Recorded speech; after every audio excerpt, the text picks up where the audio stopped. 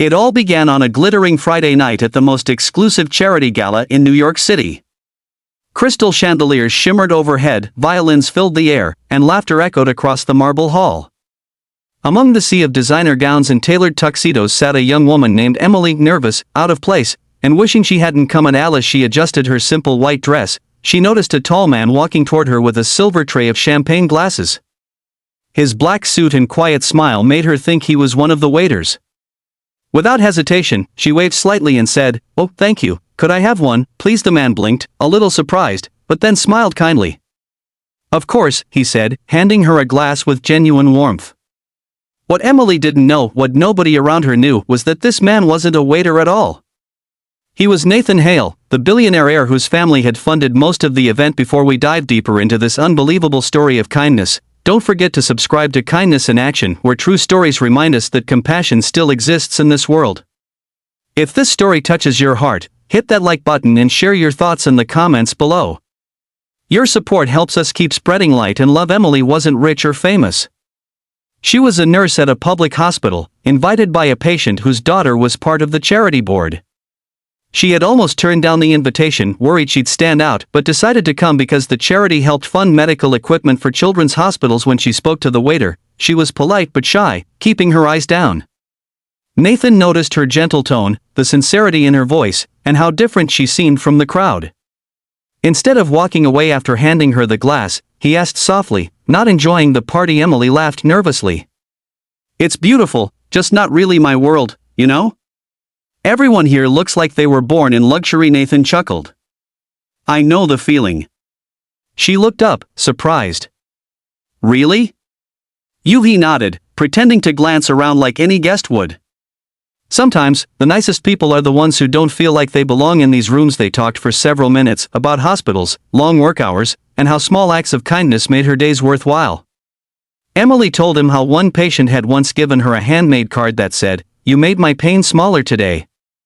Nathan listened, captivated. When another waiter passed by, Nathan quietly set down his tray, picked up 2 glasses of champagne, and joined her at the table. "If I'm going to pretend to be a waiter," he said with a grin, "I might as well do it properly." Emily laughed for the first time that evening. "You're funny," she said.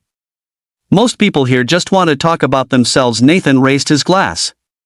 "To kindness," he said. "The rarest luxury in this room." They spent the next hour talking. Emily told stories of her patients, how she sometimes paid for a child's medicine out of her own pocket. Nathan, meanwhile, listened more than he spoke, feeling a strange sense of peace he hadn't known in years. For once, someone was talking to him like a person, not a name or a fortune. As the evening drew to a close, the host of the gala took the stage to thank everyone. "And now," he said, "please welcome the man who made this event possible, our generous sponsor, Mr. Nathan Hale." Emily's face froze as Nathan stood up. The tray, the easy conversation, it all clicked in an instant. Her cheeks burned. "Wait, you're Nathan Hale," she whispered. He smiled sheepishly, guilty. Her voice trembled. "Oh my goodness, I thought you were a waiter." "I'm so sorry." Nathan stopped her gently. "Please don't be. That's the nicest thing anyone's done for me in a long time." Emily frowned, confused. "How could that be nice?" "Because," he said, "you talked to me like a real person. Not like someone with money." Just me. That night changed something in both of them. After the gala, Nathan found her outside waiting for her ride, the chilly air brushing her shoulders. "Hey," he said, handing her his coat. "You know, the hospital you work for, it's the one this foundation supports." She nodded. "I know. I see the name on some of our equipment." "Well," Nathan continued, "I'd love to see it myself. Maybe you could give me a tour sometime." Emily hesitated but smiled. "Sure.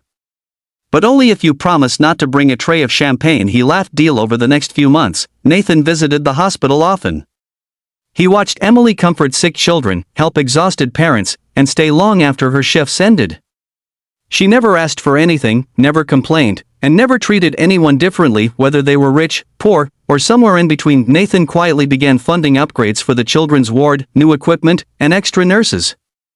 But he asked one thing in return, that it all remain anonymous. Emily eventually found out it was him, of course, but by then, she already knew who he truly was. Not a billionaire, but a man who understood kindness at its core. Their friendship grew into something deeper, something built not on status but on shared compassion. Years later, when they married in that same grand hall where they'd first met, guests whispered about their fairy tale love story. But Emily simply smiled and said, "It all started because I made a mistake and he chose kindness instead of pride in the end." That one simple misunderstanding became a reminder that kindness is never wasted. Sometimes, it opens doors we never expected. Sometimes, it heals hearts that money can't reach. So the next time you meet someone, whether it's a waiter, a stranger, or even someone you think you already understand, remember this story. Treat them with warmth. See them as human first. Because you never know how one small act of kindness might change your life or theirs forever. Thank you for watching Kindness in Action. If this story touched your heart, please like, share, and subscribe to help us spread more stories that remind the world what really matters, because kindness doesn't cost a thing, but it can change everything.